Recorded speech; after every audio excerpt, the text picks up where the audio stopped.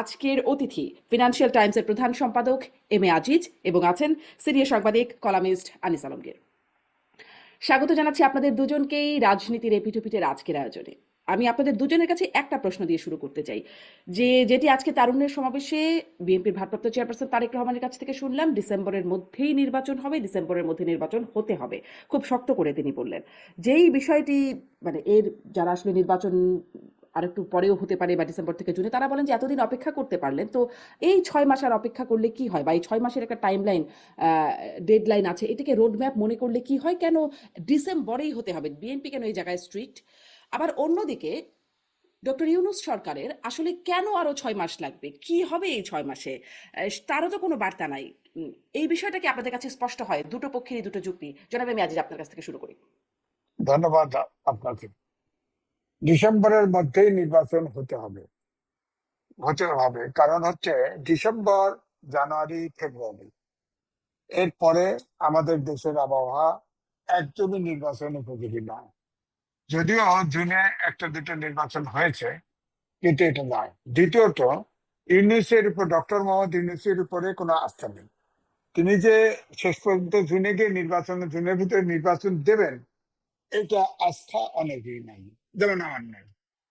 ধরেন, তিনি বলেছিলেন, আপনারা ইউটিউব খুলে দেখেন, যে রাজনৈতিক দলগুলি যতটুকু সংস্কারে ঐক্যমত হয় সেটুকু নিয়েই নির্বাচনে যাব, যদি না হয় তাও নিয়ে নির্বাচনে যাব। আমি ওয়েবসাইটে দিয়ে দেব কে কোনটাতে একমত হয়েছে, একমত হয় নাই, সেটা জনগণকে জানিয়ে দেব। সেখান থেকে তিনি শিফট করলেন কেন? এরপরে তিনি ডিসেম্বর থেকে জুন এটাও বলছেন।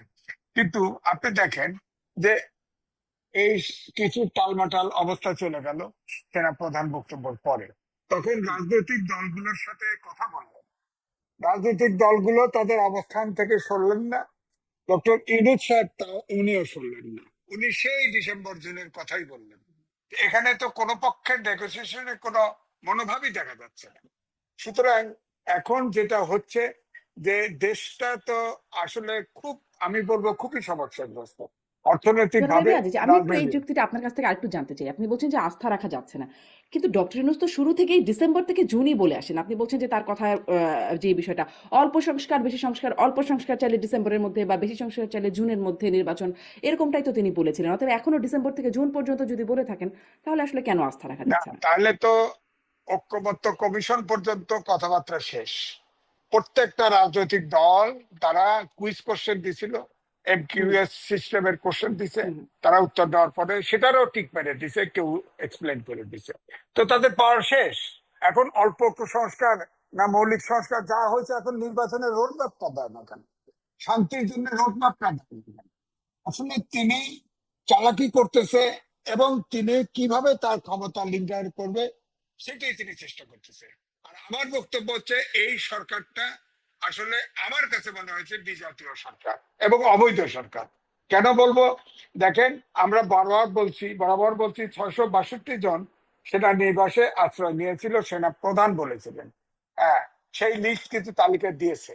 সেখানে প্রধান বিচারপতি এবং 2জন অ্যাপিলেট ডিভিশনের বিচারপতি এই সেনানিবাসে আশ্রয় নিয়েছিল। তাহলে এই সরকার, এই রাষ্ট্রপতি যে বলল যে সংবিধানের 106 অনুচ্ছেদ অনুযায়ী, হ্যাঁ, এই সরকার কাজ চালানোর বৈধতা দিয়েছে। তো কোথায় দিল, কে দিল? এটা আপনি দেখছেন, আমি দেখেছি। তো সুতরাং এইটা একটা গোজামিল দেওয়া হয়েছে, অর্থাৎ ওই সময়ে বিচারপতি, অ্যাপিলেট ডিভিশনের বিচারপতি ছিল না। তো তাহলে তাদের বৈধতাটা কোথায়? দুই হচ্ছে, বর্তমান রাষ্ট্রপতির কাছে ওথ নিয়েছে, সেখানে সংবিধান সমুন্নত রাখতে ওথ নিয়েছে সেখানে। তাহলে বুঝতেই পারছেন যে এই সরকারটি সাংবিধানিক সরকার। তো সাংবিধানিক সরকার যদি হয়, ওথ নিয়ে থাকে, তাহলে তো এই সংবিধান সংস্কার করার ম্যান্ডেটই তাদের নাই। দ্বিতীয়ত, এই সরকারের কোনো বৈধতাও তো খুঁজে পাচ্ছি না, তো জি এটা ক্লিয়ার করে না কেন? জি, কিন্তু একদম নানান স্পষ্ট। আপনি খুবই গুরুত্বপূর্ণ একটা জায়গা বলেছেন, 106। এটা নিয়ে আমি আরেকটু কথা বলতেই চাইবো। জনাব আনিস আলমগীরের কাছে আমি শুরুতে ওই প্রসঙ্গটা যেটা দিয়ে শুরু করলাম সেটা দিয়ে একটু শুনি, তারপরে এই প্রসঙ্গগুলো আমি আস্তে আস্তে আসবো, যে আসলে দুই পক্ষের কার কি সমস্যা, ডিসেম্বরেই কেন নির্বাচন হতে হবে, আবার ডিসেম্বর থেকে জুন এই সময়সীমাটা বা ডেডলাইন দেওয়া হচ্ছে এখন 30শে জুন, এই সময়সীমায় বা কেন, কিসের ভিত্তিতে? আজিজ ভাই যেগুলো বলেছে অনেকটা কভার হয়েছে, তা আমার কাছে ওইটা রহস্যময় যে উনার জুনে কেনই যেতে হবে। উনি নিজেই যখন বলছেন তোমরা যদি ছোট প্যাকেজ চাও তাহলে ডিসেম্বরের মধ্যে হবে, বড় প্যাকেজ চাইলে জুনের মধ্যে হবে, তো সবাই তো ছোট প্যাকেজই চাচ্ছে। প্রধান একটা রাজনৈতিক দল তারা তো ছোট প্যাকেজই চাচ্ছে, আরেকটা প্রধান রাজনৈতিক দলকে আপনি ব্যান করে রেখেছেন, তারাও তো চায় যে কোনো যত তাড়াতাড়ি সম্ভব ইলেকশন দিয়ে আপনি বিদায় নেন। তাহলে বাংলাদেশের প্রধান যে দুটি দল তারা চাচ্ছে যে ইলেকশন যত তাড়াতাড়ি সম্ভব হয়ে যাক। তাহলে চাচ্ছে কে, যে জোনে কে চাচ্ছে? আমি তো জামাতকেও দেখিনি যে জোনের কথা বলতে, কিংবা এনসিপি কেও দেখিনি। তারা বলছে সংস্কার হোক, সংস্কারের মাধ্যমে। তারা সংস্কার হোক মানে কি, এটা অনন্তকালের সংস্কার তো বলে নাই। তারেক রহমানের আজকের বক্তব্য আমি মনে করি যে খুব সাহসী এবং খুব ক্লিয়ার বার্তা, যে ডিসেম্বরের মধ্যে ইলেকশন হতে হবে, নেতাকর্মীদেরকে প্রস্তুতি নেওয়ার জন্য উনি বার্তা দিয়ে দিয়েছেন। এখন উনি সংস্কার কিংবা নির্বাচন, যেটা যে তালবাহানা যে অজুহাত যেটার কারণে বলছে যে দেরি হবে, সেটাতে তো না করছে না। ডিসেম্বর ডেডলাইন ফিক্স হয়ে গেছে। আপনি বলছেন যে আপনি যেহেতু রোডম্যাপ দিতে পারছেন না, রোডম্যাপ আমরা ঠিক করে ফেলছি, যে রোডম্যাপ হচ্ছে ডিসেম্বর ইলেকশন হবে। এখন আর যে দুটো কাজ আছে আপনার, নির্বাচন এবং বিচার, সেই প্রক্রিয়াগুলো আপনি করেন তাহলে। এখন তো 7 মাস পড়ে আছে। এই 7 মাসে আপনার তো অনন্ত টাইম, এগুলো যদি আপনার নিয়ত থাকে যে করার জন্য, একটা নির্বাচন দেওয়ার জন্য। আমি মনে করি না যে 7 মাস খুব কম সময়। আমাদের এর আগে কেয়ারটেকার গভর্নমেন্ট গুলো তো 3 মাসের মধ্যে করেছে না ইলেকশন। তারা তো করতে পেরেছে, এবং তাদের সময় যে সংস্কার হয় নাই তা নয়, তাদের সময়েও বড় ধরনের সংস্কার হয়েছে। আমি তো মনে করতে পারি যে প্রথমবারের যে শাহাবুদ্দিন সরকার, উনি তো একটা যুগান্তকারী সংস্কার করে দিয়ে গেছে বাংলাদেশের সংবাদপত্রগুলোর জন্য। স্বৈরাচারী সরকারগুলো যে কোনো মিডিয়াকে কণ্ঠরোধ করতে পারতো, যে কোনো মিডিয়াকে বন্ধ করে দিতে পারতো, সেটা বন্ধ করে দিয়েছেন। তো সেই জায়গায় সংস্কার তো একটা চলমান প্রক্রিয়া। ওই জায়গায় আমি মনে করি যে সরকার যদি চায় সংস্কার করতে পারবে, সরকার যদি চায় বিচারও করতে পারবে, এখানে কোনো বাধা নাই। সবচেয়ে বড় জনাব আনিস যে আলমগীর, আপনি প্রশ্নটা যেটা আসছে, বলছেন তার একটু রহমান না একটা আমি শক্ত আপনাকে অবস্থান। আমি 1 মিনিটে বলছি। আমি এখানে আরেকটু সবচেয়ে জি সবচেয়ে জি বড় যে কথাটা, সেটা হচ্ছে যে আপনি গত 9 মাসে কি করেছেন? হুম, আপনি 7 মাসে কি করবেন সেটা তো আমরা জানি না, একটা অনিশ্চয়তা। আমরা চাচ্ছি যে ইলেকশন দিয়ে চলে যান। গত 9 মাসে কি করেছেন তার কোনো অ্যাকাউন্টেবিলিটি তো আপনার কোথাও নাই। জনগণকেও জানান না, এটা রাজনৈতিক দলগুলোকেও জানান না, না প্রেসকে জানান। আপনি কোথাও নাই, আপনি কোথাও অনুপস্থিত। আপনি হুম। 12 মাসে 13 বার যে ইয়ে করার মতো আপনি গত 9 মাসে 11-12 বারের মতো আপনি বিদেশ সফর করছেন। এত বিদেশ সফর কেন জরুরি হয়ে গেল আপনার প্রাথমিক কাজ ফেলে দিয়ে? আপনি আজকে মির্জা আব্বাস বলেছেন যে এই যে এরা যা ক্ষতি করেছে গত 9 মাসে, সেটা আওয়ামী লীগ সরকারও করতে পারে নাই। তার মানে কি? তার মানে হচ্ছে তাদেরও পর্যবেক্ষণ আছে যে সবাই তাদেরকে দায়ী করছে যে এরা ইলেকশনের জন্য পাগল হয়ে গেছে। পাগল হবে না কেন? দেশটা যদি রসাতলে যায়, পরবর্তীতে যারা সরকারের দায়িত্ব নেবে তাদেরকে তো এটা নিয়ে চিন্তা করতে হবে। এবং এখনকার দৃশ্যপটে যা মনে হচ্ছে সেটা হচ্ছে বিএনপি ক্ষমতা নিতে যাচ্ছে। বিএনপি অর্থনৈতিক ভাবে বিধ্বস্ত একটা রাষ্ট্রের দায়িত্ব কেন নিতে যাবে? জি, আরো অনেকগুলো অভিযোগে বিএনপির পক্ষ থেকে আছে। আমি সেদিকে একটু জনাব আনিস আলমগীর এটি একটু জানতে চাই যে ডিসেম্বরের মধ্যেই হতে হবে নির্বাচন। তারেক রহমান যে সঙ্গে বললেন না, হুম, দেখলাম এর আগে হুম, বিএনপি এরকম সময় নিয়ে ডক্টর ইউনূসের সাথে সাক্ষাৎ করলো। তখন হুম, তাদের প্রতিনিধি দল মির্জা ফখরুল ইসলাম আলমগীর বললেন যে তারা অসন্তুষ্ট। তার হুম। আগে শুনলেন রোডম্যাপ, তো সেই মিটিং এর পরে আমরা শুনলাম আন্দোলনের প্রয়োজন নেই, এই সরকারকে আমরাই এনেছি। খন্দকার হোসেন বললেন এই কথা। এখন এবারে খন্দকার মোশাররফ হোসেন বলছেন যে অসন্তুষ্ট। এখন কি হবে?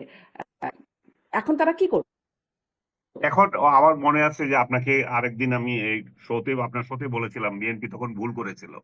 মির্জা ফখরুল যেই বার্তা দিয়েছিল যে আমরা অসন্তুষ্ট, আমরা যেটা চাচ্ছি সেটা হচ্ছে না, এবং আমরা ডিসেম্বরের মধ্যে ইলেকশন চাই। পরের দিন আবার ঘুরে, কেন যে তারা ঘুরে গেছিল, আমি বলেছি যে তাদের এটা রাজনৈতিক একটা মহা ভুল হয়েছে। এখন আমার মনে হচ্ছে না তারা ভুল করছে। তারা এখন একসুরে কথা বলছে ডিসেম্বরের মধ্যে ইলেকশন দিতে হবে, এবং ডিসেম্বরের মধ্যে ইলেকশন চাওয়ার ক্ষেত্রে তাদেরকে নানাভাবে যে আন্ডারমাইন করা হচ্ছে, তাদেরকে নানাভাবে ট্যাগ দেওয়া হচ্ছে, এগুলো এখন জনগণের কাছে পরিষ্কার। যে এখন আজকে সালাউদ্দিন সাহেবও তার বক্তৃতায় বললেন যে আমরা একটা নাটক দেখেছি কয়দিন আগে, এবং পদত্যাগের নাটক দেখেছি। তো তাহলে এখন বিএনপির সর্বমহল থেকে বলা হচ্ছে ডিসেম্বরে ইলেকশন হবে, এত নাটকের প্রয়োজন নাই। এবং এই 9 মাসে আপনি যা করেছেন সেগুলো আমরা সন্তুষ্ট হওয়ার মতো নয়।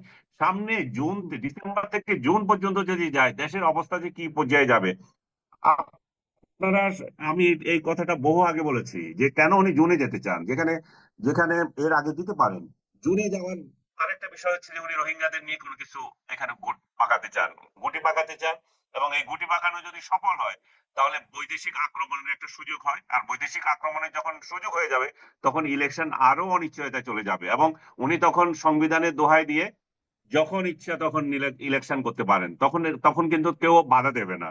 আজিজ ভাই বলছিলেন যে দুই বিচারপতির অনুপস্থিতিতে ওনারা 106 অনুচ্ছেদের যে রায় এনেছেন সেটার যে নির্বাহী কাজ করার জন্য এনেছেন, তো এটারও নাকি কোনো ইয়ে নাই, প্রমাণ নাই। আমি ব্যক্তিগতভাবে বিশ্বাস করি যে দুই বিচারপতি যে যারা সেনা সদরে ইয়ে ছিলেন, তখন ছিলেন বলেই ওনারা ওই রাতে রায় দিতে পারেন নাই, সেটা আমার মনে হয় না। আমার মনে হচ্ছে ওনারা হয়তো ওই রায় দিয়েছেন, কিন্তু রায় দিয়েছেন কি দেন নাই যখন এখন প্রশ্ন দেখা দিয়েছে, সরকারের উচিত ওই রায়কে পাবলিক করা। কারণ এই গোলাম আলী সনদের সালামকে এই বলেই প্রশ্নটা এই কারণেই হয়তো আসছে কিনা, কারণ আমি কদিন আগে এটা নিয়ে কথা বলেছিলাম, ব্যারিস্টার ফুয়াদকেও জিজ্ঞাসা করেছিলাম, আমি কয়েকজন আইনজীবীর সাথে কথা বলছিলাম, আসলে এই রায়ের কপিটি দেখে নাই। এবং একজন আইনজীবী তিনি রিড করেছিলেন এই রায় পাওয়ার জন্য, কিন্তু যে সুপ্রিম কোর্টের রেজিস্ট্রার বা কোনো পক্ষ থেকে রায়ের এই কপি প্রসঙ্গে তাকে আসলে কিছুই জানানো হয় নাই। তারপরে মূলত এই প্রশ্নটি আসলো যে এই রায়ের কপিটি কি কেউ দেখেছে, এমন কাউকে এই রায়ের কপিটি দেখেছে এবং রায়টি হ্যাঁ, হয়েছে। এটা তো খুব রহস্যময় যে আমাদের সাবেক প্রধানমন্ত্রী পদত্যাগ করেছে, সেই পদত্যাগ পত্র কোথায় আছে তার কোনো হদিশ নাই। যে রায়ের ভিত্তিতে ওনারা এখন ক্ষমতা নিয়েছেন, সেই রায় কোথায় তার কোনো হদিশ নাই। এগুলো তো ট্রান্সপারেন্ট একটা গভর্নমেন্ট, এখন তো আর সেই স্বৈরাচারী সরকার শেখ হাসিনা নাই। ওনারা কেন এগুলো স্বচ্ছ করতে পারেন না? এবং বাংলাদেশে যে তথ্য অধিকার যেটা আছে, তথ্য অধিকার আইনও তো বিলুপ্ত হয়ে যায় নাই। এখন একটা রায় একজন আইনজীবী চাচ্ছেন, সেটাও দিচ্ছেন না। তো কেন দেবেন না কেন? কারণ এই রায়ের বিরুদ্ধে তো কোনো ক্ষুব্ধ হয়ে কেউ কিছু যদি করতেও পারে, বা ওই রায়ে যদি বলা হয়ে থাকে যে ক্ষুব্ধ হওয়ার কোনো চান্সই নাই, আমরা যেটা বলেছি সেটাই সত্য, সেটাও জনগণ দেখুক। তার মানে কি সবকিছু জনগণ থেকে একটা লুকানোর একটা প্রচেষ্টা। আজকে স্টারলিং নিয়ে প্রশ্ন উঠেছে যে স্টারলিং কে কেন আনা হয়েছে, এটা কি আরাকানদের ব্যবহারের জন্য, আরাকান আর্মিদের ব্যবহারের জন্য? সেই প্রশ্ন তো আরো আরো আরো ক্লিয়ার। কারণ হচ্ছে যে আপনি সারা দেশে নাই, আপনি নিয়ে গেছেন সেটা বান্দরবন, এটা পাহাড়ি অঞ্চলে, যেখানে নন স্টেট অ্যাক্টররা অ্যাক্টিভ, ইন্ডিয়া, বাংলাদেশ এবং মায়ানমারের। সেই জায়গায় কেন এটা দরকার হয়ে গেল আপনার স্টারলিংকের? স্টারলিংক ছাড়া কি বাংলাদেশে চলছিল না? এবং স্টারলিংক আমাদের কি সুবিধা দিয়ে দিচ্ছে? স্টারলিংক নিজের মতো করে চলতে পারবে বলছে, এরপরে তারা সরকারি ইয়েতে যুক্ত হবে 2 মাস না 1 মাস পরে। তো এর মধ্যে যদি যে সমস্ত অপকর্ম করবে তার দায়িত্ব কে নেবে? সেগুলো কি সেগুলো কি অবজারভেশনের কোন সরকারের কোনো মেকানিজম আছে? নাই তো। জি, জনাব আনিস আলমগীর, ধন্যবাদ আপনাকে। জনাব এম এ আজিজ, ওই প্রশ্নটা রয়ে গেল যে যদি ডিসেম্বরের মধ্যে নির্বাচন না হয় বা সেটা যদি না পাওয়া যায়, বিএনপি কি করবে? এটা কি আপনারা বুঝতে পারছেন? কারণ আগেও একটা করব বলে করি নাই, বলা হয়েছে যে না হলে রোড ম্যাপ, না হলে আন্দোলন রাজপথে, তারপরে বলা হয় প্রয়োজন নাই, আবার দুষ্ট। এখন যদি না রোড ম্যাপ না দেখেন, পাওয়া যদি রোড ম্যাপ যদি না দেয় তাহলে তো বিএনপির আন্দোলন ছাড়া কোনো বিকল্প নাই। কারণ দেশটা তো চালাতে পারছেন ইউনূস সাহেব। দুই হচ্ছে, তিনি 17 জন বিদেশি নাগরিক এবং প্রবাসী নিয়ে এই সরকার চালাচ্ছে। আমি তো এটার নাম দিয়েছি আন্তর্জাতিক সরকার। একটা আন্তর্জাতিক সরকার, অর্থাৎ প্রবাসী। ধরেন এখন বাংলাদেশে কোনো ঘটনা ঘটলো, সবগুলো তো প্লেনে ছেড়ে বিদায় নেবে, কিন্তু আমরা তো দেখে থাকবো। সুতরাং এই জন্যেই আপনি সংবিধানে ওত নিলেন, অথচ বিদেশি দিয়ে সংবিধান সংস্কার করেন। আপনি নির্বাচনী ব্যবস্থা, বাংলাদেশের নির্বাচনী ব্যবস্থা আপনি বিদেশি দিয়ে সংস্কার করেন। আপনার এরকম আপনার যে করিডোর, আপনার বন্দর করিডোর হ্যান্ডেল করাচ্ছেন একটা বিদেশি নাগরিক দিয়ে। সুতরাং সবই তো বিদেশি নাগরিক। ইউনূস সাহেব সব এক একজনকে একটু বিদেশ স্পষ্ট থেকে নিয়ে করবেন, কারণ এ নিয়ে তর্ক রয়ে গেছে। তারা কোনো বিতর্ক নাই, কোনো বিতর্ক নাই। ইউনূস সাহেব নিজে আমেরিকান সিটিজেন। হ্যাঁ, তারপরে ইয়ে আপনার এই যে পরিবেশ উপদেষ্টা, রিজওয়ানা তিনি হাসান, সৈয়দা রিজওয়ানা। রেজওয়ানা হাসান ব্রিটেনের নাগরিক। তারপরে নির্বাচনী ব্যবস্থা সংস্কার কমিশনের প্রধান বদিউল আলম মজুমদার, তিনি আমেরিকান সিটিজেন। সংবিধান সংস্কার কমিশনের প্রধান, তিনি আমেরিকান সিটিজেন।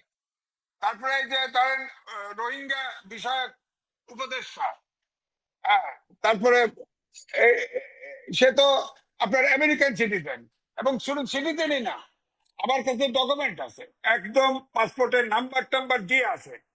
তিনি চারটা তার পাসপোর্ট নিয়েছে তার জীবনে। একটাতেও তিনি এনআইডি দেন নাই, এবং মানে যে পাসপোর্ট নিয়েছে 4বারই একই ছবি ইউজ করছে। এবং তিনি এই দেশে প্রথম যে 3টা মেশিন রিডেবল পাসপোর্ট নিয়েছে তিনি বনানীর ঠিকানা, আর লাস্টে যে ডিপ্লোম্যাটিক পাসপোর্ট নিয়েছে সেটা আমেরিকান ঠিকানা।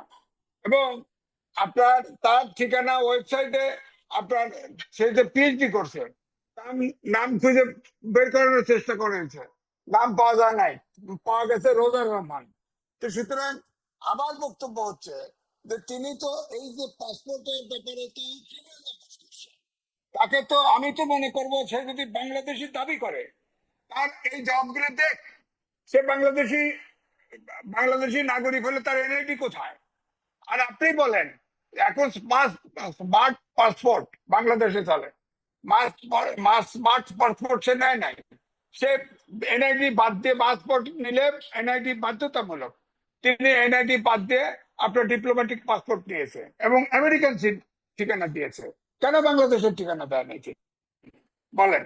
তো সুতরাং তিনি দাবি করেছেন আমার দিকে যে আঙুল তুলবে আমিও তার দিকে আঙুল তুলবো। এই শাসনই কোত্থেকে পান? একটা বিদেশি নাগরিক কোত্থেকে পান? এই দেশে যারা প্রবাসী গেছে, কথা অত্যন্ত খারাপ শোনা গেলেও শোনেন, প্রত্যেকটা লোক এই দেশে তারা তাদের জন্য সুবিধাজনক মনে করে নাই।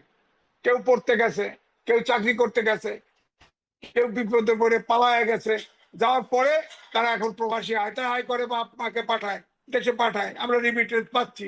সুতরাং যারা বিদেশে আছে তারা, আমি তো মনে করি তাদের চাইতে বাংলাদেশে যারা আছে তারাই তো দেশে প্রেমী, তারা তো অনেক কষ্টেই আমরা ধরেন আছি, 15 বছর টকশো করছি, এখনো টকশো করছি, সত্য কথা বলছি, সাহস করে বলছি, আমরা তো চক্কর করি না, সাহসের সাথে বলছি। আমার কাছে লিস্ট আছে 17 জন, এর ভিতরে 8 জন উপদেষ্টাই আছে বিদেশি নাগরিক। আপনি বলেন তো, আপনার সংবিধান রক্ষা করার জন্য ওত নিলেন, সেই সংবিধানে 66 অনুচ্ছেদে আছে কোন ডুয়েল সিটিজেন কোন রাষ্ট্রীয় কাজে কাজ করতে পারবে না, কোন সরকারি চাকরি করতে পারবে না। তো তার সব কাজই তো অবৈধ, ইউনূস সাহেবের সব কাজ অবৈধ। তারপরে আপনি দেখেন 10 মাস হয়ে যাচ্ছে, আপনি বলেন বিশ্ব ব্যাংক ফোরকাস্ট করছে আগামী বছরের জিডিপি গ্রোথ হবে 3.3%। আপনার তিনি তাহলে বলেন 3.3 বাংলাদেশে সবসময় থাকে 6.5 থেকে 7। হ্যাঁ, তারপরে আমরা উন্নয়নশীল দেশে যাচ্ছি 26 সালে, জিএসপি সুবিধা পাবেন না। হ্যাঁ, তারপরে সব লোনের লোন পাবে, তারপরে ইএন ভিত্তিক লোন নিচ্ছে $7.5 বিলিয়ন, সেটা এখন ডলার মার্কেট প্রাইসে দেওয়ার ফলে এটা হয়ে গেছে $12 বিলিয়ন। আর গ্রামীণ ফোনের সরকারি শেয়ার ছিল 25%, এটাকে নামিয়ে এনেছে 5%। গ্রামীণ ফোনের 4,000 কোটি টাকা তিনি মওকুফ করে দিয়েছেন। হ্যাঁ, তারপরে গ্রামীণ ইউনিভার্সিটি, গ্রামীণ মেডিকেল কলেজ, স্টারলিংক, গ্রামীণ ব্যাংক এবং গ্রামীণ ফোনের অংশীদার, বাংলাদেশের কোনো ইন্টারেস্ট নাই। এবং স্টারলিংকের যে রেট, কোনো গরিব লোক এটা ব্যবহার করতে পারবে না, অথচ বলা হচ্ছে গ্রামের সাধারণ জনগণের উন্নয়নের জন্য স্টারলিংক, সমুদ্রের ভিতরে এটা ইয়ে পাওয়া যাবে, সংযোগ পাওয়া যাবে, এই জন্য নেওয়া হচ্ছে উন্নয়নের জন্য। ওনার গ্রামীণ ব্যাংক তো এখন সবচাইতে বাংলাদেশে সবচাইতে ছোট ব্যাংকের একটা ব্যাংক, অথচ ওটার উপরে তিনি সারা বিশ্বে ওনার যুক্তি আছে, উনি মানুষকে সম্বহন করতে পারে, উনি ওটার ব্যাপারে নোবেল প্রাইজ পেয়েছেন। ঠিক আছে, আমি ওনার পক্ষে লিখেছি 3টা, যখন 6 তলায় হাঁটায় উঠায় তখন আমি লিখেছি উনি একজন সম্পদ। এখন তো দেশটারে ফোকলা, 26 সালে তো দেশে দুর্ভিক্ষ হবে, সুতরাং তাকে ইমিডিয়েট দরকার, তাকে সরিয়ে দেওয়া, তিনি ছাড়বেন না। আপনি দেখেন আওয়ামী লীগের সময়ে গ্রামীণ ফোনের আপনার আইনই আছে 60 বছরের রিটায়ারমেন্টে, উনি সুপ্রিম কোর্ট পর্যন্ত গেলেন, উনি ওটাতে থাকবেন এমডি, উনাকে সরকারের পক্ষ থেকে উপদেষ্টা বলা হয়েছিল যে উপদেষ্টা থাকুক, না উনি উপদেষ্টা না, উনি এমডিই থাকবে, অর্থাৎ এক্সিকিউটিভ পাওয়ার নিয়ে থাকবে। আপনি শিওর থাকেন এই সরকারকে অর্থাৎ ইউনূসকে সরাতে হলে সব রাজনৈতিক দল মাঠে নামতে হবে। এই জন্য বিএনপি যে তারুণ্য সমাবেশ ঢাকা শহরে করেছে, এটার 2টা মেসেজ আছে। একটা হলো এনসিপি হয়েছে, তারা মব জাস্টিস করে, কিছু হলে মব জাস্টিস করে, তাদেরকে ওয়ার্নিং দিয়েছে যে দেখো আমাদেরও তরুণ আছে। 2, তারা আরেকটা মেসেজ ইউনূসকে দিয়েছে, তুমি যদি এইভাবে জোর করে ক্ষমতায় থাকতে চাও, অবৈধ অবৈধ বিদেশিদের নিয়ে দেশ চালাচ্ছে, এটা অবৈধ সরকার, তাকে বিদায় করতে হলে এই তারুণ্য সমাবেশ মেসেজ দিয়েছে যে বিএনপির পক্ষে এই সরকারকে হটিয়ে দেওয়া সম্ভব। সুতরাং আমি মনে করি যে এই দেশকে যদি বাঁচাতে হয় এবং আগামী 26 সালে যদি দুর্ভিক্ষর হাত থেকে বাঁচাতে চাই, আবার দেশের ভূখণ্ড, দেশের আইন শৃঙ্খলা পরিস্থিতি সব ঠিক রাখতে চাই, এই সরকারের অবিলম্বে নিজেরাই ছেড়ে দিয়ে যাওয়া উচিত অথবা তাকে ভাগিয়ে দেওয়া উচিত।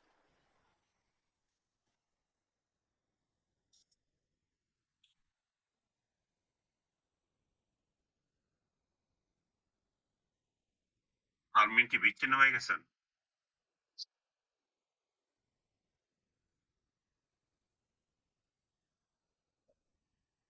শুনতে পাচ্ছি না। আমার মনে হয় আমাদের হোস্ট বিচ্ছিন্ন আমাদের থেকে। হোস্ট আমাদের এতিম করে ফেলে গেছে। না, ইংলিশে না, যাবে, প্লেনে ছেড়ে চলে যাবে, আমাদের এতিম করে ফেলে যাবে। এখন আর তাকে সময় দেওয়া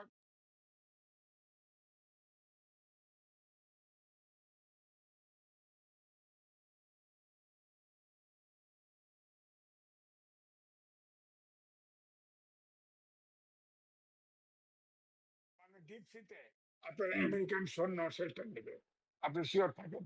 আমার ধারণা এই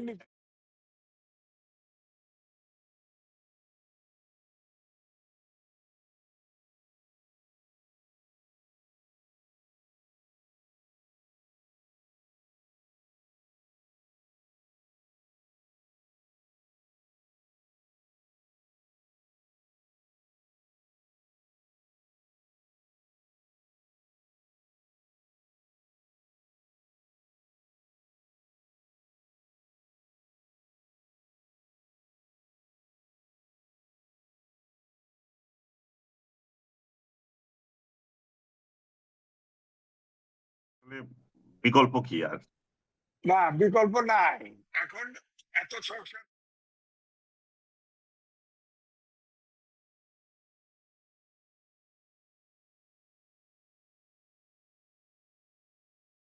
জন্য ইলেকশন কমিশন এবং বিচার বিভাগ এই হুম, দুটোকে যদি স্ট্রিক্ট আইনে বেঁধে ফেলে, আর হুম, যদি বলে 5 বছরের পরে যদি কেউ ক্ষমতা শান্তিপূর্ণভাবে নিরপেক্ষ নির্বাচনের মাধ্যমে যে ইলেক্টেড হবে শান্তিপূর্ণভাবে যদি ক্ষমতা হস্তান্তর না করে, তাহলে হুম, সেই সরকার অবৈধ। হুম। লিখে দেন এই দুটো অর্থাৎ নির্বাচন নিরপেক্ষ।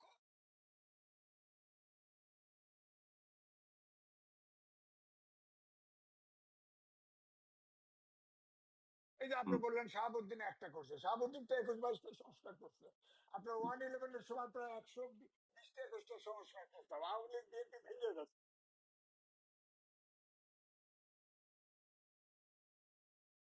আমি একটু এই প্রশ্নে একটু যাইনি, এই আপনাদের আলোচনা শুনছিলাম, আমি একটু এই প্রশ্নে যাই যে আম, জনাব এটিএম আজহার, এটাও একটু একটা আলোচিত বিষয়। তিনি মৃত্যুদণ্ডপ্রাপ্ত হয়েছেন, তাকে সম্পূর্ণ খালাস দেওয়া হয়েছে এবং বিচারের নামে অবিচার হয়েছে, এরকম একটা মন্তব্য আদালতের কাছ থেকে এসেছে। আমি দেখলাম বাম গণতান্ত্রিক জোট এতে উদ্বেগ প্রকাশ করেছে। মহিলা পরিষদ এই এই রায়ে অখুশি বা অসন্তুষ্ট হয়েছে। আসলে কি বলবেন, রায় নিয়ে কি বা বলার আছে জনাব এম এ আজিজ? দেখেন, এই রায়ের ব্যাপারে বিচারটা ট্রাইব্যুনালটা প্রপারলি ফাংশন করে নাই, এই জন্য এই প্রশ্নটা এসেছে। যেমন ধরেন আমি 71 টিভিতে আমি যতগুলো রায় হয়েছে আমি ওই দিনগুলোতে টক শোতে যাইনি। প্রত্যেকটার একটা দফা আছে যে রেপ রেপ করেছে। প্রত্যেকটা লোককে রেপ করেছে, এটা বিশ্বাস হয় বলেন? এখানে তারপরে এই যে আমার দেশ পত্রিকা লিখলো যে রায় লেখা হচ্ছে ব্রিটেন থেকে। তারপরেও আমি বলবো যে আজকে যদি 71-এর, আমি নিজেও বলেছি টেলিভিশনে, 24-এ যদি গণহত্যার বিচার হয় তাহলে 71-এর গণহত্যার বিচার হবে না কেন? কিন্তু বিচারগুলো প্রপারলি হতে হবে, আইনের ভিতরে থেকে করতে হবে। আপনি ধরেন এই যে সম্ভবত 2011 সালে এই যে গণজাগরণ মঞ্চ হলো, যে ওখানে কিন্তু কাদের মোল্লার যাবজ্জীবন হয়েছিল। তারপরে ওইটা ওখানে পানি খাওয়ানো হলো, ভাত খাওয়ানো হলো, সবই করা হলো, নিরাপত্তা দিয়ে আপনার আইন করা হলো যে আপিল করা যাবে। আপিল করার সুযোগে সুপ্রিম কোর্ট থেকে তাকে ফাঁসির অর্ডার দিয়ে ফাঁসি দেওয়া হলো। এই যে প্রশ্ন আছে, তো এই জন্য আমি বলছি যে এখানে যেহেতু আইনের বিষয় আমি বলবো না, তবে সে মানব মানবতা বিরোধী কাজ করে থাকলে তার অবশ্যই রায় হওয়া উচিত। যেমন আমি অনেক সময় বলি, 21-এ গ্রেনেড হামলা হয়েছে, সেখানে গ্রেনেড তো ফুটেছে, মানুষ তো মারা গেছে, আপনি কেস খালাস করে দিলেন। পুনঃ তদন্ত করেন, পুনঃ তদন্ত করে নিরপেক্ষ তদন্ত করেন, দেখেন দোষী তো আছে, কেউ না কেউ তো ফুটিয়েছে। তো এরকম মানবতা বিরোধী যারা, ধরেন যাদের বিচার করা হয়েছে, তাদের ভিতরে তো মানবতা বিরোধী কাজ করা হয়েছে। কারণ সেই সময়ে প্রাদেশিক সরকারে জামাত ইসলামের 4জন মন্ত্রী ছিল, তারা আপনার রাজনৈতিক দলের সিদ্ধান্ত নিয়েছিল যে পাকিস্তানি আর্মিকে সহযোগিতা করবে, তারা সহযোগিতা করেছে, সুতরাং এই গণহত্যার জন্য তো তারা দায়ী। কিন্তু বিচারগুলো, আমার একটাই কথা হচ্ছে, সব বিচার নিরপেক্ষ হতে হবে, বিচারটা যেন জনগণ কনভিন্স হয় যে বিচারটা সঠিক হয়েছে। এবারে যে আজহারুল ইসলাম বিচার এবং যেভাবে অবিচার হয়েছে এবং যেভাবে তাকে রিলিজ করে দেওয়া হলো, এই বিচারটা কিন্তু মানুষের কাছে অবিশ্বাস হয়েছে, অর্থাৎ গ্রহণযোগ্য হয় নাই। হঠাৎ করে এতদিন পরে এক ব্যক্তি নিরপরাধ হয়ে গেল আর সবাই ফাঁসি দিল, তাহলে ওদেরটা তো রিটায়ার্ড করা উচিত। যাদের যদি এটা অবিচার হয়ে থাকে, তাহলে বাকিগুলো তো অবিচার হতে পারে, সেগুলো রিটায়ার যারা করেছে তাদেরকে তাহলে বিচারের আওতায় আনা উচিত। ও জীবন কেন অবিচার করে জীবন তাদেরকে ফাঁসি দেওয়া হলো, এই প্রশ্নটা আসে। সুতরাং আমার মনে হয় যে আমাদের দেশে এই জায়গায় সমস্যা। ধরেন আমাদের দেখেন এই কোর্ট আপনার হুম। 6 খুনের আসামি রিমান্ডে ছিল, তাকেও জামিন দিয়ে দিছে, চলে গেছে, দেশ ছেড়ে চলে গেছে। আপনি বলেন এগুলো অসাধ্য কাজ আমাদের কোর্টে হয়, সুতরাং এই কোর্টগুলোতে ইন্টারফারেন্স থাকে, এটাই আমি জি। বলছি যে আমরা এই তাহলে জন্য আসলে চাই। জনাব আনিস আলমগীর, আদালতের উপরে এত আমাদের বিশেষ আস্থার জায়গাটা কোথায়? আদালতই বলছে বিচারের জায়গায় অবিচার হয়েছে, সেই অবিচারটা যদি করে থাকে সেটা আদালতই তো করেছে। আমি একটু এই প্রশ্নটাও আপনার কাছে আসতে চাই যে আহ, সেই সময় যেমন জনাব এম এ আজিজ বলছিলেন সবার নামের ধর্ষণের মামলা, ধর্ষণের অভিযোগ রয়ে গেছে সেই 71-এর অভিযোগগুলো মানবতা বিরোধী অপরাধের ক্ষেত্রে। এখনো আমরা দেখছি যে 24-এর ক্ষেত্রে সবার নামে হত্যা মামলা রয়েছে, হত্যা চেষ্টা মামলা, এই বিষয়গুলো রয়ে গেছে। এইটারও কি বিচার আদৌ হবে বা বিশ্বাসযোগ্য কিছু হবে? না, আমার কাছে তো মনে হয় না যে যেভাবে আগাচ্ছে এটা বিশ্বাসযোগ্য কোনো বিচার হবে আমার মনে হয় না। কারণ এই 71-এর কথাই আগে আসি, যে এটিএম আজহারের মামলা, সেটা দেখেন আজিজ ভাই বলছিল যথাযোগ্য হয় নাই, ওইখানেও একটা বিশ্বাসযোগ্যতার অভাব ছিল, যথাযথভাবে পূরণ হয়নি। এখন তখনও একটা পক্ষ এটাকে বলেছে প্রহসন, এখন আবার তাকে যখন রিলিজ করা হচ্ছে তখন আরেকটা পক্ষ বলতেছে এটা আরো বড় প্রহসন। তাই না? তো দুই দিক থেকে হচ্ছে। এবং আপনি রাইটলি বলছেন আদালত তো আদালত, আদালত তাহলে ক্ষমতা পরিবর্তনের সঙ্গে সঙ্গে আদালতের চেহারা কেন আপনার বদল হয়ে যায়, তাই না? এখন আমার তো যে পরিস্থিতি দেখছি, এই বাস্তবতায় তো মনে হয় না যে 71-এর মানবতা বিরোধী অপরাধের জন্য আর কেউ দণ্ডিত হবেন। এবং এই বিচার প্রক্রিয়া কেমন হয়েছে, 14 বছর উনি জেল খেটেছেন, কিভাবে মুক্ত হলেন, এগুলো নিয়ে আমার খুব বেশি আহ মানে বলার আগ্রহ নাই। কারণ এই জন্যই যে আমার পার্সোনালি আমার মনে হয় যে মৃত্যুদণ্ড হয়নি, বাট 14 বছর তো একজনে জেল খেটে এসেছেন অলরেডি। সো এটা আমরা আদালতের উপর মেনে নিলাম। কিন্তু আমার কাছে যেটা সবচেয়ে খারাপ লাগছে, যে সেটা হচ্ছে যে একটা বিচার এক সময় হয়েছে, আপনারা সেটা মানেন নাই, আপনারা সারা দেশে তাণ্ডব করেছেন, সেটা আপনাদের আহ অধিকার হিসেবে আপনারা করেছেন, সে সময় আদালত অবমাননা তখন আপনাদের মনে হয়নি। এখন আবার যখন বাম গণতান্ত্রিক জোটের ছেলেমেয়েরা এটার বিরোধিতা করছে, তখন আপনারাই আবার শাহবাগ বিরোধী মোর্চা ঐক্য বানিয়ে এদেরকে পিটাচ্ছেন। গত 2 দিন ধরে পিটানোর ব্যবস্থা হয়েছে। প্রথমে মারা হলো রাজশাহী ইউনিভার্সিটিতে, আজকে চিটাগাং এ আরো নির্মম ভাবে মারা হলো। তো এই মধ্য দিয়ে আসলে জামাত শিবির যারা এগুলো করছে, তারা আসলে কি বার্তা দিতে চায়? তারা বার্তা দিতে চায় তাদের হাতে ক্ষমতা থাকলে আসলে তারা কি করতে পারে, অথচ তাদের এটা করা উচিত ছিল না। কারণ তারা তারা যেমন এটার বিপক্ষে গিয়ে একদিন মত প্রকাশ করেছিল, এর বিপক্ষে গিয়ে এখন যারা আছে তারা তো মত প্রকাশ করছে, এবং তারা যে মত প্রকাশ করছে এর মাধ্যমে কি মাওলানা আজহারকে কি আবার জেলে ভরে দেবে? তা তো দেবে না। কিন্তু আপনি মত প্রকাশের স্বাধীনতার বিরুদ্ধে কেন যান?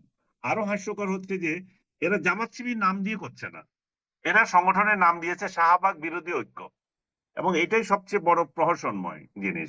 যদি শাহবাগ বিরোধিতাই হয় আত্মপরিচয়, তাহলে শাহবাগ দখল করে আজকে মঞ্চ বানিয়ে সেখানে আবার এই মাওলানা এটিএম আজহারকে ইয়ে দেওয়ার, আমি জানি না, সরি, উনি মাওলানা কিনা আমি জানি না, যে এটিএম আজহারুল ইসলামকে সেখানে গিয়ে ফুলের মালা দেওয়ানোর কি দরকার ছিল? এবং সেই মঞ্চ বাইতুল মোকাররমে কিংবা আপনাদের চিরাচরিত যেই শাপলা চত্বর ছিল সেখানে দিতে পারতেন। তো সেই জন্য আমি বলি যে মঞ্চ একসময় যুদ্ধ অপরাধের বিচার চেয়েছিল, আজ সেই মঞ্চে যুদ্ধ অপরাধের দণ্ডপ্রাপ্ত একজনকে বরণ করেছে। এবং ইতিহাস বড়ই নির্মম এবং বিদ্রুপ প্রবণ। আমরা এগুলো থেকে কোন দিন রেহাই পাবো জানি না। আমাদের আদালত কখন নিরপেক্ষ আচরণ করবে আমরা সেটাও জানি না। এই আদালত কিন্তু এক সময় যখন শাহবাগ আন্দোলন চলছিল, গণজাগরণ চলছিল, তখন কিন্তু তার সপক্ষে গিয়ে এরা এই অনেক বিচারপতি মানববন্ধন করেছে হাতে হাত ধরে। সেটা যেমন ঠিক হয়নি, আজকে তারা সব কটা বিচার কিছুই হয়নি এই বলে শেখ হাসিনার আমলে যা কিছু হোক সব অবৈধ, সবাই খালাস খালাস খালাস খালাস যেভাবে আমরা দেখতে পাচ্ছি, তাতে করেই তো এই আদালতের উপর মানুষ কিভাবে আস্থা রাখবে? আবার আপনি যেটা বললেন, এই আদালত সবগুলো হত্যা মামলা পাচ্ছে, সবাইকে হত্যা মামলা পাচ্ছে, এবং এক একটা ঘটনায় 200 জনকে হত্যা মামলা পাচ্ছে।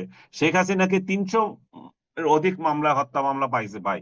এতগুলো যদি চলতে থাকে কোন কালে এগুলো শেষ হবে, আর কিভাবে এগুলোর বিশ্বাসযোগ্যতা থাকবে মানুষের কাছে?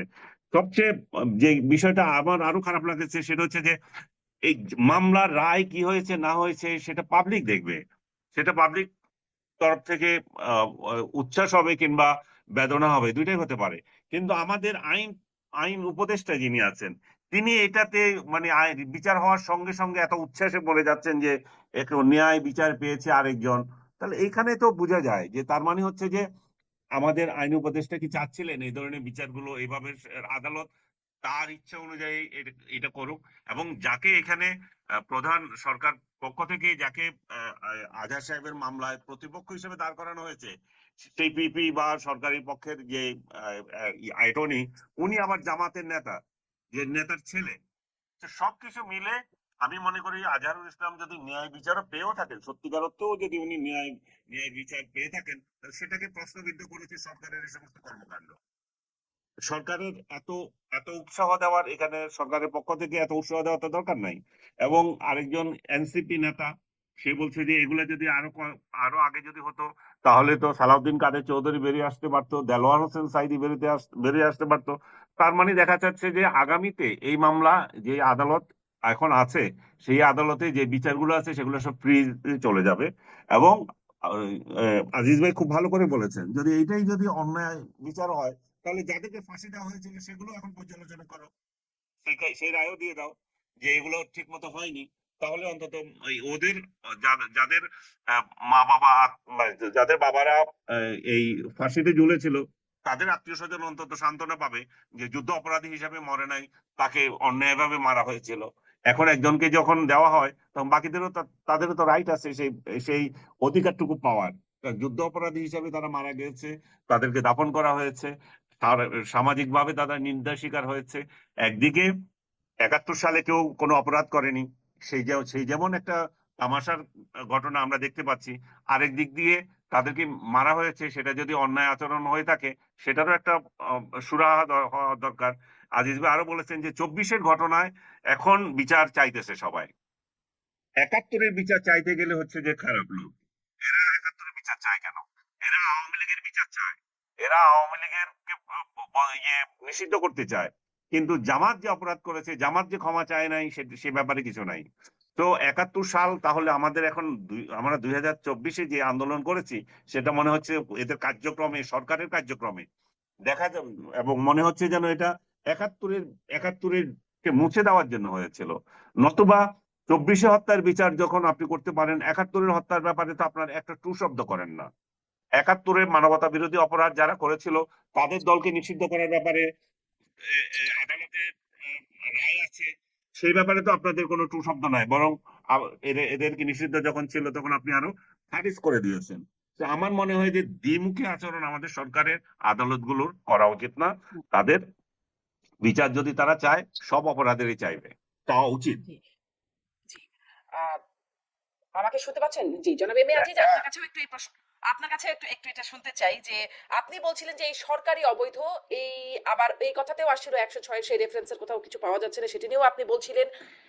কিন্তু সেই রেফারেন্সের যেটি আসলে টুকটাক গণমাধ্যমে যে খবর এসেছে সেখানে দেখেছিলাম যে আদালত শুধুমাত্র জরুরি নির্বাহী ক্ষমতা সেটির ব্যবহারের জন্য বা জরুরি নির্বাহী কাজ সম্পাদনের এখতিয়ার এই অন্তর্বর্তী সরকারকে দিয়েছিল। আমি একটু এই প্রশ্নটা করতে চাই, যদি সরকারের সবকিছু বৈধ হয়ে থাকে তাহলে মানে ধরে নিলাম যেহেতু একটা ম্যান্ডেট নিয়ে এই সরকার এসেছে, ক্ষমতা নিয়েছে, সেখানে এই যে যেই বিষয়গুলো হচ্ছে যেমন এনবিআর বাতিল করা হচ্ছে, সরকারি কর্মচারী অধ্যাদেশ জারি করা হচ্ছে, তারপরে আরো যে কাজগুলো করা হচ্ছে, ধর আরো যে তার আগের যে ঘটনা মানবিক করিডোর, চিটাগং পোর্ট, এই যে বিষয়গুলো, এগুলো কি সংস্কার কমিশনের কোনো প্রস্তাবনা অনুযায়ী হয়েছে? কোনো আলোচনা, যেমন মানবিক করিডোরটা তো শুনতেই পাই কোনো রকম আলোচনা হয় নাই, কিন্তু বাকি যেই কাজগুলো হচ্ছে যেগুলো নিয়ে সবাই রাস্তায় নামছে, যেমন পল্লী বিদ্যুতেও দেখলাম তারাও আন্দোলন করছে, এগুলো কি কোনো কমিশনের প্রস্তাব মোতাবেক আলোচনা করে করা হচ্ছে, নাকি কিভাবে আসলে সিদ্ধান্তগুলো আসছে? না, বিষয়টা হচ্ছে যে যে আন্দোলনগুলো হচ্ছে ইতিমধ্যে একটা হিসাব করা হয়েছে। এই সরকারের আমলে প্রায় 350-র মতো আন্দোলন হয়েছে এবং সেই আন্দোলনগুলো তারা হ্যান্ডেল করতে পারে নাই। অর্থাৎ যেমন ধরেন উদাহরণ দেই, জগন্নাথ বিশ্ববিদ্যালয় 4 দফা আন্দোলন করে তাদের লাঠিপেটা করা হলো, টিয়ার গ্যাস মারা হলো, অনেক কাঁদানে গ্যাস মারা, অনেক কিছু করা হলো।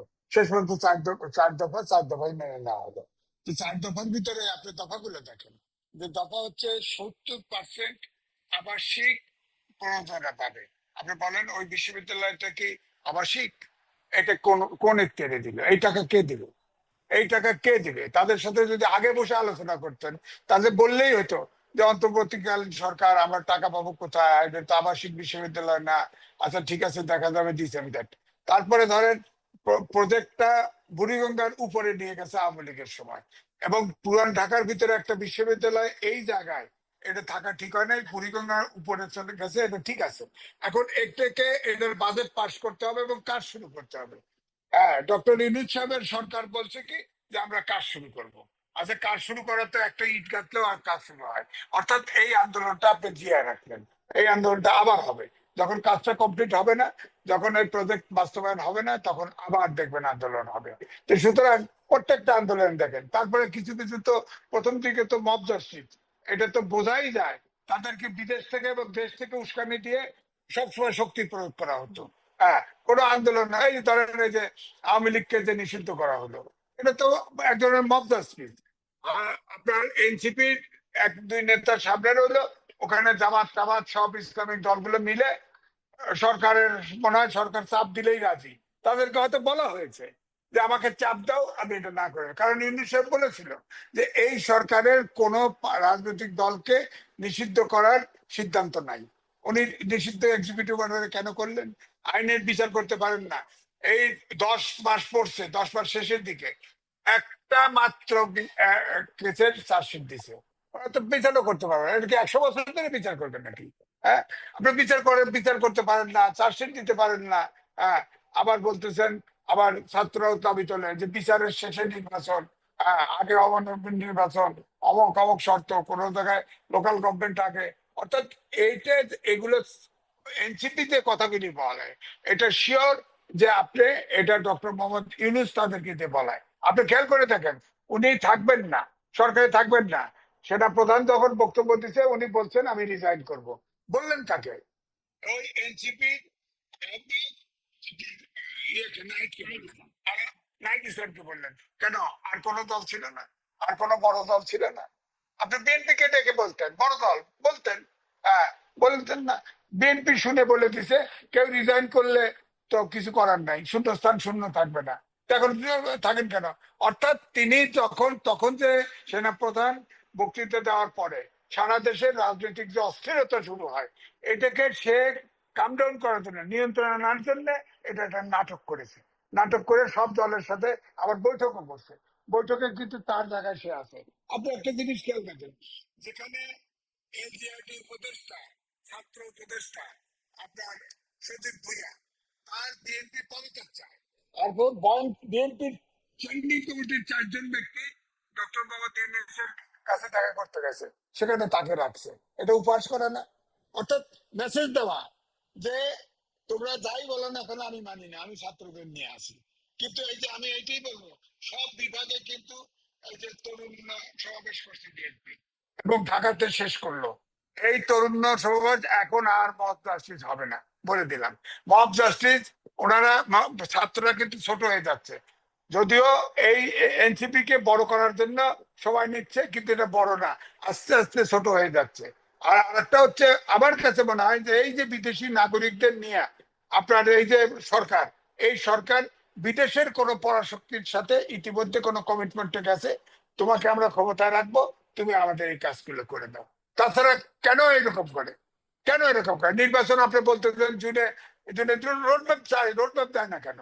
আর জি, আমাদের দেশে আপনি বন্যা। বলছেন বিদেশি শক্তির কোনো বিদেশি শক্তির কাছে কমিটমেন্ট। আমি জনাব আনিস আলমগীর আপনার কাছ থেকে এটি শুনতে চাইবো, কারণ যে উপদেষ্টা পরিষদের যে বিবৃতি যখন এই পদত্যাগের বিষয়টা তাদের আসলো তখন আমাকে শুনতে পাচ্ছেন? হ্যাঁ, জনাব আনিস আলমগীর, হ্যাঁ, যে প্রশ্নটি করছিলাম যে উপদেষ্টা পরিষদের বিবৃতিতে বলা হচ্ছিল যে পরাজিত শক্তির ইন্ধন এবং বিদেশি শক্তির ষড়যন্ত্রের অংশ হিসেবে, মানে ওখানেও সেই পরাজিত শক্তির ইন্ধন বিদেশি শক্তির ষড়যন্ত্র, এই বিষয়গুলো কি স্পষ্ট হয় যে কিসের চাপে আসলে কথা তিনি বলেছেন পরাজিত শক্তির ইন্ধন বিদেশি চাপ? অন্যদিকে জানাব এম এ আজিজ বলছেন যে তাদেরই আসলে বিদেশিদের কাছে কোনো কমিটমেন্ট আছে কিনা।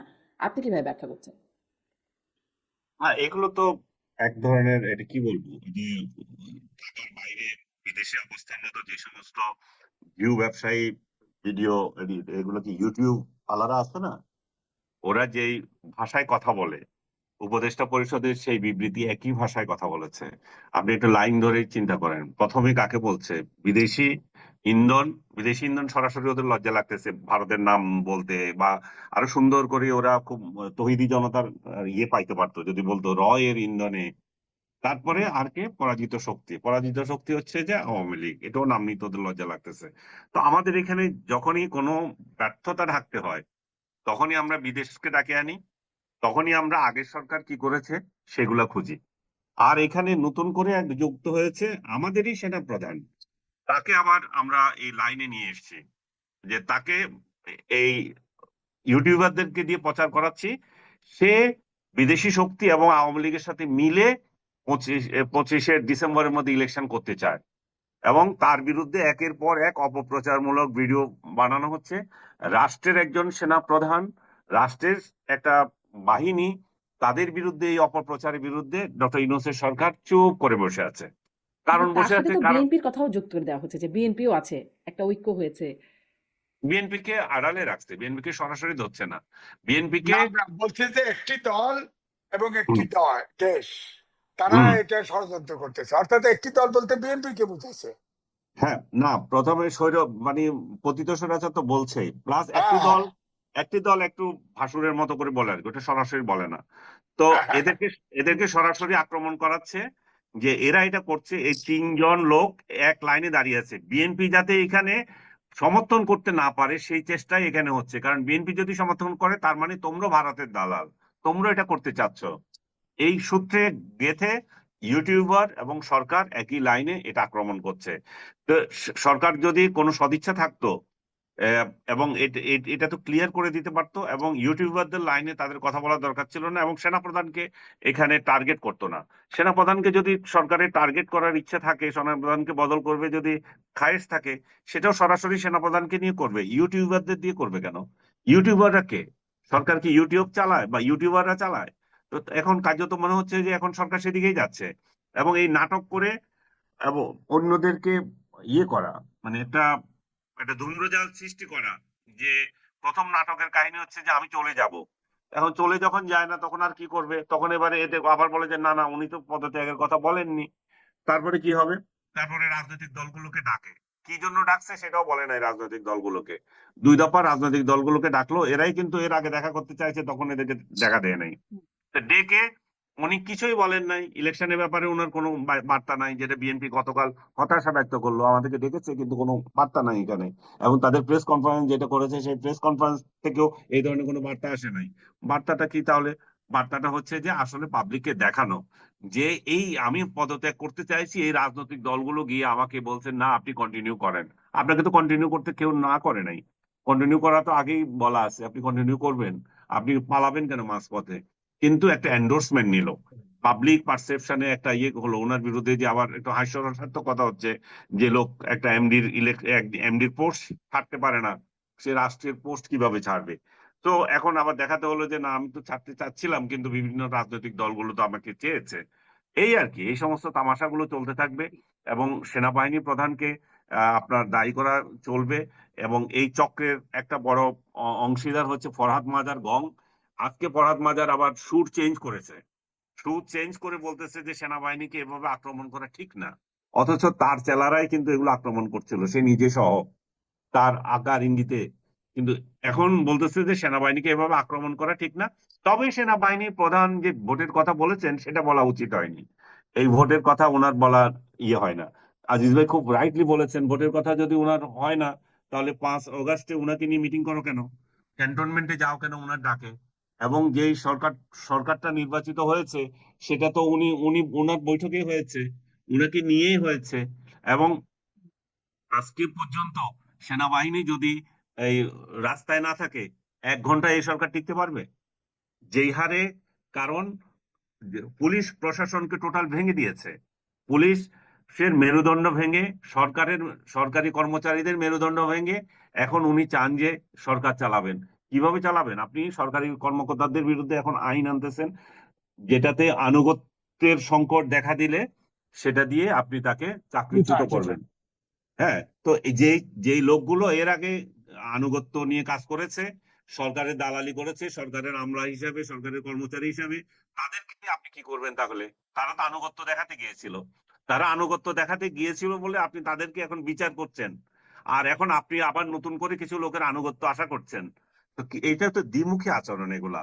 এবং কেউ কেউ সোশ্যাল মিডিয়াতে এটা প্রচার করছে যে এই এখানে একটা ক্লজ আছে যেটা আপনার চাকরিচ্যুতি করা, যে সদস্যদের, এই সরকারি কর্মচারীদের আপনি চাকরিচ্যুতি যখন করতে পারবেন, এটাতে তাদের আপিল করার সুযোগ আছে, 30 দিনের সুযোগ দিয়েছে, 7 দিন, 30 দিন সর্বোচ্চ। কিন্তু এখনকার যে নিয়ম, সরকার প্রধানের যে অনুমোদন, রাষ্ট্রপ্রধানের যে অনুমোদন লাগে, রাষ্ট্রপতির সে অনুমোদন লাগবে না। তাহলে সোশ্যাল মিডিয়ায় এই অভিযোগ উঠছে, তাহলে কি ডক্টর ইউনূস এই আইন পাশ করিয়ে সেনা প্রধানকে বরখাস্ত করতে চান কিনা, যেখানে এখন রাষ্ট্রপতির অনুমোদন লাগে। এবং রাষ্ট্রপতিকেও এখানে ভারতীয় দালাল এবং সেনাবাহিনীর দোসর বানিয়ে যে প্রচার করছে, তাহলে সেই জায়গায় কি তাহলে রাষ্ট্রপতিকে এড়িয়ে আপনি তার মানে সেনাপ্রধানকে আপনি হটাতে পারছেন না রাষ্ট্রপতির জন্য? তাহলে রাষ্ট্রপতির আর প্রয়োজন নেই, আপনি নিজেই পারেন। আপনার তথাকথিত যে নিরাপত্তা উপদেষ্টা বাইরে থেকে আসছে, 2 পয়সার যে নিরাপত্তার তার অভিজ্ঞতা নাই, তাকে দিয়ে আপনি কি হটাতে চান? এই কোশ্চেন গুলো তাহলে উঠছে, এগুলো তাকে যে কোশ্চেন করব, আমরা তাকে যে এটা জিজ্ঞেস করব, সেই সুযোগ তো নাই। সে প্রোপাগান্ডা টিম তো সামনে এসে যা ইচ্ছা তা বলে যায়, কিন্তু ডক্টর ইউনূসের কাছে তো আমাদের প্রশ্ন আছে, সেই প্রশ্নগুলো করার তো উনি কোনো সুযোগ দিচ্ছেন না। জি, জনাব উনি আনিস উনি আলমগীর, এখন এখন দেখার বিষয় মানে এই বিষয়গুলোতে সফল হয় কিনা, কারণ আন্দোলনের মুখে আবার সফল সবকিছুতে হয়েও ওঠে না এই সরকার। মানে যেগুলো নিচ্ছে সবকিছুতেই তো আন্দোলন চলছে। দেখার বিষয় এখন আন্দোলন এর মুখে কি সিদ্ধান্ত আসে, কি বার্তা দিতে চায় আর কি বার্তা মানুষ পায়। ধূম্রজালটা আসলে কাটছে না। নিশ্চয়ই সামনের দিনে যদি এই ধূম্রজাল কাটে সেটি নিয়েও কথা বলবার সুযোগ হবে। অনেক ধন্যবাদ।